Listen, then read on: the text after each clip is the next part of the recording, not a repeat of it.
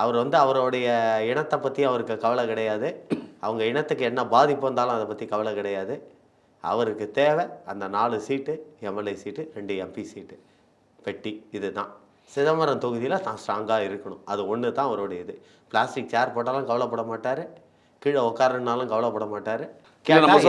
ஆனாலும் விடுதலை சிறுத்தைகள் இருக்கிறது திமுகவுக்கு மிகப்பெரிய பலம்ன்ற மாதிரி தானே சொல்கிறாங்க இல்லையா? பலம்னா வந்து அங்கே வந்து இப்போ திங்கிங் கெப்பாசிட்டி இல்லை. நான் தான் உங்ககிட்ட இல்லை, அடிப்படை கட்டமைப்பு உள்ள ஒரு கட்சிங்கிறதுனால இந்த தடவை அதையும் பார்க்கலாமே. இந்த தடவை விடுதலை சிறுத்தைகளில் இருக்கிற அந்த கட்சியை வந்து அவங்க வந்து என்ன பண்ணுறாங்கன்னா, சமீபத்தில் ஜெயலலிதா இருக்கும்போது காட்டுமன்னார்த்துக்குடி தொகுதியில் திருமாவளவன் அவர்களே தோத்தார். ஞாபகம் இருக்கும் உங்களுக்கு. அப்போ வந்து அங்கே இருக்கிறது ஃபுல்லாக முக்கால்வாசி அவங்க தான். ஏன் திருமாவளவனுக்கு ஓட்டு போட்டாமல் ஏடிஎம்கேவை தேர்ந்தெடுத்தாங்க? அதாவது வந்து அவரை பற்றி சொல்கிறதுக்கு யாரும் இங்கே இல்லை. இன்னொன்று என்னன்னு கேட்டிங்கன்னா, அவங்க ஆளுங்க வந்து உள்ளே வந்து அங்கே ஒன்றும் தெரியாத அந்த மக்களை வந்து ஏமாத்துறாங்க. அதாவது வந்து நம்மளை வந்து ரொம்பவும் பின்தங்கி இருக்க, நம்ம முன்னேறணும், நம்மளை ஏறி மிதிச்சிருவாங்க, அதனால் நம்ம தலைவர் திருமாவளவனுக்கு நம்ம ஓட்டு போட்டால் தான் நம்ம இது பண்ணணும்னு அதை அடங்காதவனை போய் மிரட்டுறது. இந்த ஏடிஎம்கே டிஎம்கேல இருப்பாங்க அவங்களெல்லாம் போய் மிரட்டுறது. நீ ஊர் உள்ளே ஒழுங்காக இருக்க மாட்டோம், உனக்கு எதுவும் கிடைக்க விடாமல் பண்ணிடும் அப்படின்னு சொல்லி இப்படியெல்லாம் மிரட்டி அந்த ஓட்டு வங்கியை அவங்க அப்படியே தக்க வச்சுக்கிறாங்க. ஆனால் இந்த கள்ளக்குறிச்சி சம்பவத்துக்கு அப்புறம் இந்த தடவை அது நடக்கிறதுக்கு சான்ஸே கிடையாது. ஏன்னா இதில் வந்து 2 பாயிண்ட் இருக்குது.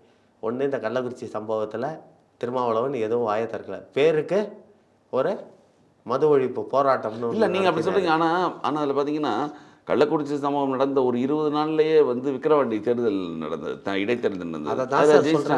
அதான் ஜெயிச்சிட்டாங்க. அதை தான் சொல்கிறேன். இப்படி பண்ணினா அப்புறம் ஜெயிக்காமல் என்ன சார் பண்ணுவாங்க? அந்த மக்களுக்கு பாவம், அவங்களுக்கு வந்து வேலை செய்து உழைக்கிறத தவிர ஒன்றும் தெரியாது. பாவம் அவங்களுக்கு வந்து அந்த படிப்பறிவு ரொம்பவும் கிடையாது. நீங்களே உங்களுக்கு தெரியாதது இல்லை. அவங்கள வந்து இதை சொல்லி அதை சொல்லி ஏமாற்றிக்கிட்டு இருக்காங்க. அதாவது பணம் தான் உனக்கு முக்கியம், நீ நேர் வழியில் போ, நீ சம்பாதிக்க முடியாது, குறுக்கு வழியில் வா, இப்படின்னு அந்த அவங்களுடைய மைண்ட் செட்டப்பை மாற்றுறதுக்குன்னே அங்கே ஒரு குரூப்பை உருவாக்கி வச்சுருக்காரு திருமாவளவன்.